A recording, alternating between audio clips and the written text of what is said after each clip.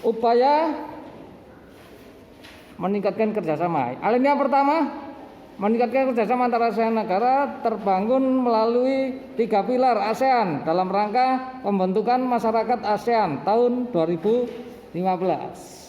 Alinea kedua, meningkatkan kerjasama tersebut memerlukan dorongan antara lain kekompakan, konsistensi, keterbukaan, rasa kekitaan, saling menghormati, kesetiakawanan.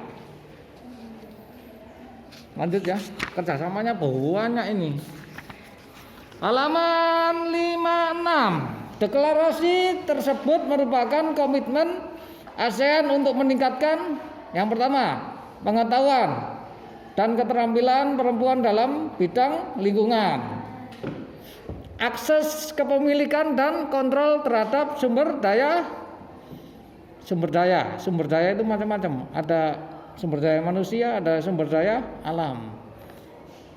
Pembuatan kebijakan, strategi, program mengenai lingkungan berkelanjutan. C. Pengaruh perubahan interaksi keruangan terhadap negara-negara ASEAN, perubahan ruang dan interaksi ruang akibat faktor alam. Faktor alam contoh adanya gempa bumi, banjir, tanah longsor dan seterusnya. Faktor iklim, lokasi negara ASEAN halaman 57 yang berada di benua Asia dan benua Australia menyebabkan wilayah ini memiliki pola arah angin yang berganti setiap tahun sekali. Arah angin ya. Halaman 58, gambar 1.20, contoh bencana klimatik yang sering melanda di negara ASEAN. Puting beliung di Haiyan, Filipina, banjir di Bangkok, dan kekeringan di Jawa Timur. Itu ada kekeringannya. Halaman 59, faktor geologi.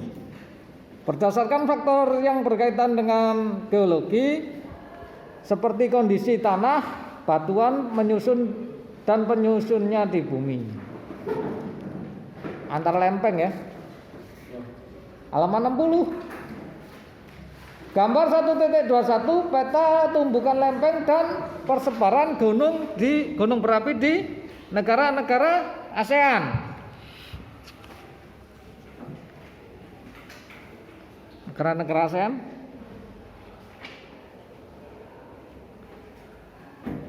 Setidaknya halaman 61 ya, yang alinea bawah sendiri.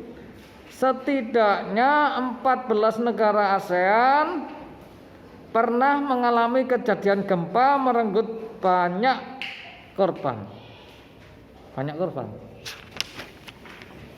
Halaman 62,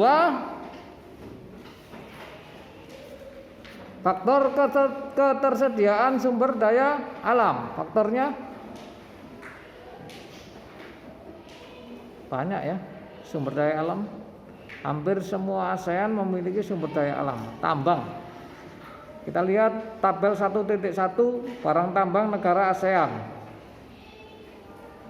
Indonesia ada minyak bumi, batu bara, timah, emas, perak. Malaysia biji timah, bauksit, biji besi, minyak bumi. Filipina tembaga, nikel, emas, seng, kobal, batu bara.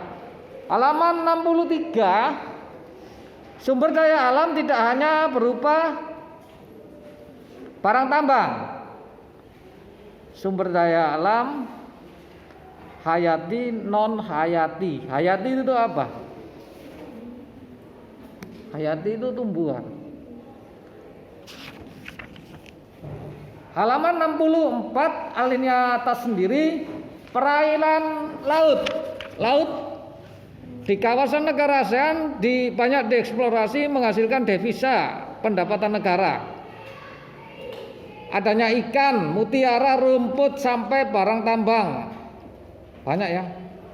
Bahkan ditemukan kota yang hilang. Kota yang hilang itu apa? Atlantis. Pernah dengar? kota yang maju, kota yang canggih, kota yang kaya pada zamannya hilang, belum ketemu sampai detik ini.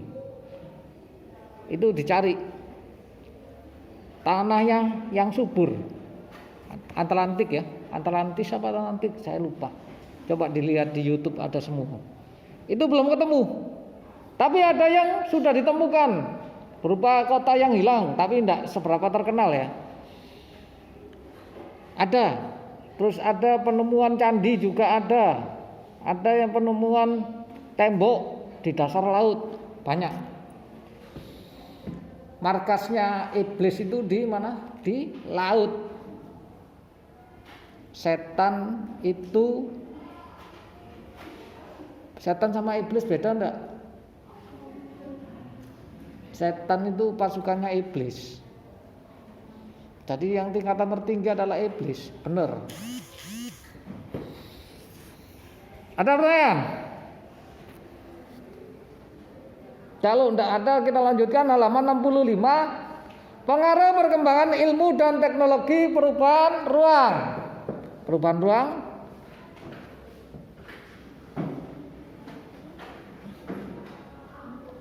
Teknologi mengurangi jarak dan waktu dalam berinteraksi antar pihak. Teknologi, komunikasi, HP. Dulu HP itu belum ada Android ya. Itu pakai telepon rumah, telepon genggam itu yang besar itu. Dan dulu Android itu sangat mahal. Bukan Android ya, telepon biasa. Telepon biasa yang seperti ini aja dulu sudah canggih. Dulu pada zamannya ini. Saya pakai ini masih Kenapa? Iya, enak. Kalau telepon SMS pakai ini. Tapi kalau Android pakai yang satunya. Ini dulu zamannya mahal. Tapi sekarang murah. Halaman 65. Gambar 1.22 contoh alat transportasi tradisional dan modern. Ini yang A itu gerobak, yang A itu yang mana? Gak ada tulisannya. Gerobak dan kereta api. Ya, beda. Sekarang bukan gerobak, ini apa? Sapi, apa namanya? Pedati ya. Saya lupa. Ini ada, ini paling canggih di pedati, sapi ditarik ini paling canggih di zamannya.